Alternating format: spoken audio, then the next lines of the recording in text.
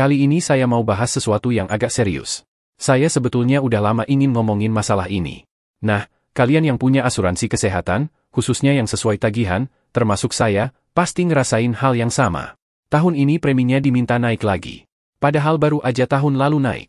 Atau di tempat lain, produknya diubah dengan ditambahin kopay berapa persen dari nilai klaim yang dibayar sendiri jika klaim. Ada juga yang stop, nggak jual lagi produk lamanya, dan kemudian keluar produk baru dengan sistem yang ada reward dan punishment. Intinya semua produk dari perusahaan yang berbeda ini cuman mau mengatakan satu hal, yaitu mau menahan laju klaim. Jadi semua tergantung kebijakan dan strategi masing-masing perusahaan untuk menahan laju klaim. Kenapa? Karena dengan adanya produk asuransi kesehatan dengan model yang sesuai tagihan, tingkat klaimnya sangat mengerikan. Ketika awal ada produk kesehatan on bill, saya sudah memperkirakan hal ini akan terjadi, dan benar saja membebani keuangan perusahaan asuransi. Dan baru-baru ini OJK mengeluarkan data, selama semester 1 tahun 2024 saja, klaim dibanding premi sudah lebih dari 100%, tepatnya 105,7% dari semua perusahaan. Itu baru 6 bulan di tahun 2024 aja loh. BPJS pun mengalami hal yang sama, artinya semua defisit. Sebetulnya dari tahun 2023 pun klaim rasionya udah lebih dari 100%. Jadi bukan cuma satu perusahaan saja, tapi semua perusahaan mengalami hal yang sama. Data ini sangat mengkhawatirkan, karena itu baru 6 bulan, masih ada 6 bulan lagi. Mudah-mudahan hasilnya tidak tambah naik lagi, kita berdoa aja. Pastinya, setiap perusahaan mau cari cuan atau untung. Tapi kalau duit keluar lebih besar daripada duit masuk, perusahaannya bisa rugi, lama-lama tutup, betul nggak? Jadi, mau nggak mau, perusahaan punya 3 pilihan. 1. Naikin premi.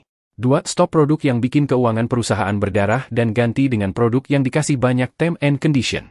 3. Hentikan semua produk asuransi kesehatan termasuk nasabah yang sudah punya, cuman pilihan ini tidak mungkin dilakukan, kasihan dengan nasabah yang sedang klaim. Sebetulnya perusahaan asuransi nggak mau naikin premi di luar kewajaran, tetapi karena melihat data laporan keuangan masing-masing perusahaan dan juga laporan dari OJK, akhirnya semua perusahaan terpaksa memakai pilihan menaikkan premi ataupun mengubah produknya. Pilihan ini gak populer, tapi mau gimana? Perusahaan kudu make money kan? Lain halnya BPJS karena ini asuransi sosial, bisa disubsidi dari APBN, cuman kan ini solusi jangka pendek saja. Padahal, yang saya tahu, perusahaan asuransi jiwa yang terbesar di Indonesia udah melakukan berbagai upaya menekan tingkat klaim ini, mulai dari mereview ulang kerja sama dengan rumah sakit dengan diperketat dengan minta clinical pathway untuk semua penyakit. Minta tarif khusus kepada rumah sakit untuk nasabahnya jika dirawat di rumah sakitnya. Upaya ini bisa dilakukan oleh perusahaan asuransi terbesar karena punya bargaining power yang tinggi. Tapi jangan coba-coba perusahaan kecil minta tarif khusus dengan rumah sakit, pasti gak diladenin. Namun menurut saya upaya ini belum cukup. Karena kalau kita telah lebih jauh, ternyata biaya berobat di negara tetangga itu hanya 1/5-nya dibanding dengan di Indonesia. Kok bisa?